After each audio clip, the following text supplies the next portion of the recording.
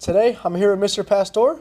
We're going to give him a couple interview questions. We got 10 questions here for him, and we're going to see how he answers them. I'm looking forward to this. All right, question 1, Mr. Pastore. When you're born deaf, what language do you think in? I'm going to say you think in color and smell. I bet those two senses are heightened, and touch as well. Mm-hmm. So I'm going to say those three senses are probably heightened. You probably use those particular ways to communicate. Okay, so I like that. you're saying that, the other senses are higher on par than the normal. Yeah, I would say they're probably enhanced because they're compensating for the one that's missing. Makes sense to me, Mr. Pastore. I'm excited about this. Moving on to question 2. That was an easy one. That was an easy Did one. you have fun with that one? I did have fun with that one. All right, let's go. I have a feeling they're going to get harder, though. Oh, boy. Question 2. Explain the muscle process of muscle development. Like in a newborn baby, or like as an adult working out, someone who's an athlete, someone who's not an athlete? It's a very vague question. I'm not We'll really say sure how to answer it. as an adult working out, we'll say. Well, I would imagine that you go to the gym and you lift the weights, and then the muscle breaks down because it's being utilized, and then it has to repair itself. As it repairs itself, I would imagine it gets stronger because it's being utilized more than it was before. So I would say that's how it's gaining the strength to it. I think that's a very intricate answer. I think you covered all cylinders. I appreciate that. I think that was a correct answer. It was a very well-read question, too. Appreciate that. No worries. Moving on to question 3. Okay. Question 3. If you were elected president, how would you better our country? I would make sure that every high school had the best school lunch we could possibly offer them, because a student who is well nutritioned is a student who is willing to learn and produce better overall quality of work. I can get behind that idea. You like that? I do. Let like me that ask idea. you a question. If I were to do that and I were to put a survey out to the students, what would you say your favorite food would be to have for school lunch? My favorite food to have for school lunch? I would have to say a nice chicken sandwich. Chicken parm, flat chicken, breaded chicken. What do you got? Like a Chick-fil-A kind of chicken sandwich. Would that be nice? On a nice kaiser bun? Yes. That would be nice. Anything else on it? Lettuce, tomato? Really, I'm just a plain kind of guy. Slap a couple pickles down there, give me a little bit of sauce. I like You that. can roll with it. This is nice. Well, thank you so much. That was a wonderful question. Moving on to question 4, Mr. Pastore. Let's do this. Question 4. In your own words, what is love? Oh my God. Every day when I come home from a hard days of teaching and I open my front door and my children are greeting me, asking me how my day was, that to me is love. Going home and being welcomed by my family. Wow, that's touching, Mr. Pastore. What do you think it is? I think love is a very intricate concept, and I think it's hard to put into words. And I think it's a very personalized answer. Okay. So your answer would be different than mine. Yeah. Okay, wonderful. Moving on to question 5, halfway there. We're doing pretty good. We're doing pretty You're good. doing very well. I think you're doing just as well. Thank you. Question 5. What is an opinion of yours that is frowned upon by society? You really want to know this one? Go for it. Okay. So my opinion is it's about the Amish. Oh, okay. Okay. I truly believe. Did you ever watch Black Panther? Yes, I have. How they have that whole super futuristic world.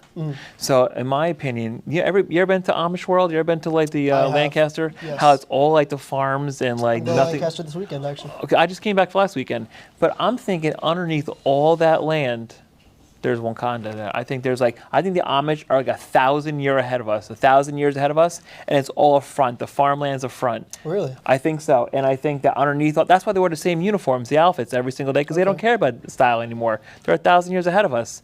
So I think underneath there, they have AI running that place. They have flying cars. I think the AI is. I think the Amish know what's going on, and that's why they don't bother with people.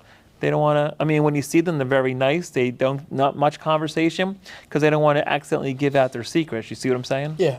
It's a very well thought out theory. Well, I mean, I've been thinking about it for a while. Every time I go there and I see the horse and buggies, I mean, think about it. How environmentally friendly are horse and buggies? Very. They are. All right, I like that answer. Hopefully. Wasn't expecting it, to be honest. No, we don't expect anything around here. Moving on to question 6. We're on the back leg of our segment. Very excited about this. If you were in a zombie apocalypse, Okay. which 5 people from history would you pick to survive alongside yourself? Genghis Khan has to be the first one. I think that's a given. He knows what's going I on, think right? that's a given. I'm going to have to, we have to mesh it well, real nice. I'm going to say Lincoln. Lincoln. I'm going to say Jesus. Jesus, I mean, that's a surefire answer. You're going to have to. Then I'm going to have to say, Definitely. Well, Neil Armstrong. Neil Armstrong. I mean, he was on the moon. So maybe, Multiplanetary. yeah, there we go. And Musk, Elon Musk. Can I Elon use Musk. him? And he's still alive. Is that all right? You could use Musk. I can use him? Yeah. Okay. He's what a we're part of doing. history, isn't he? He's making We're history. all a part of history, Mr. Pastore. I think this right here, this interview It's is part part of of history. I like this. I do have to ask you one thing, though. Abraham Lincoln, why? Well, I think he was an incredibly good negotiator. And I think if the zombies do have some sort of intelligence, I think he'd be able to negotiate a really nice deal with them to maybe like figure out what they really want, where we can kind of put them, to make life go on as So for like normal as a possible. social, political standpoint. Yeah, definitely. Yeah, Okay. someone's got to be the leader. Okay. Yeah. It's a reasonable answer. Thank you. Question number 7.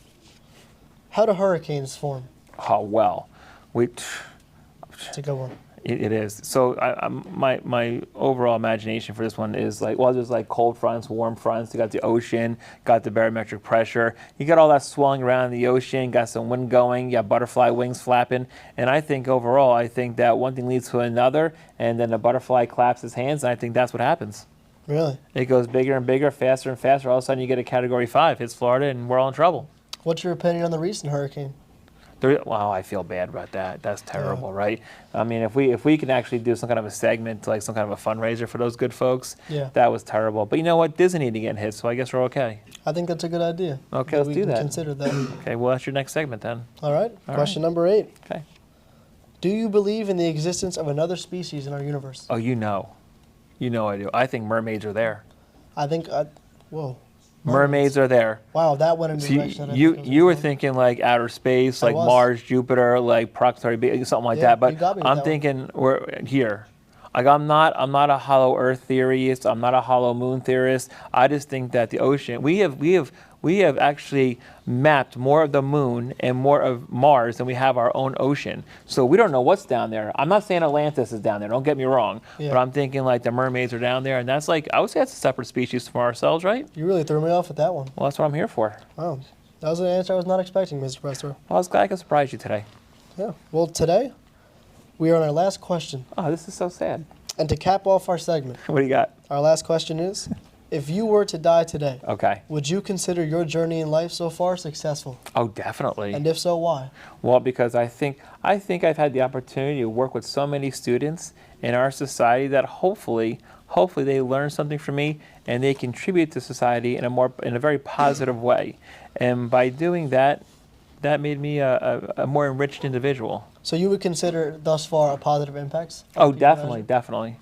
Yeah, I'm just really sad. Have you ever been in my classes before?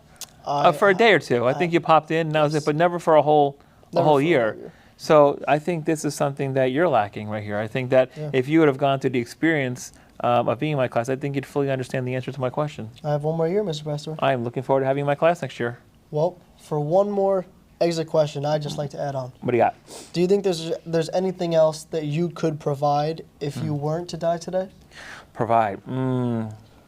Like you think thus far you've been successful. I think Do you so. think that there's anything else? I'd want to do? Yeah. Like in life? Like anything you feel maybe there's empty that you need to fill. Like a bucket list. Somewhat. Yeah, I think I definitely want to. I think I want to hit up the moon. I want to take a ride to the moon. The moon.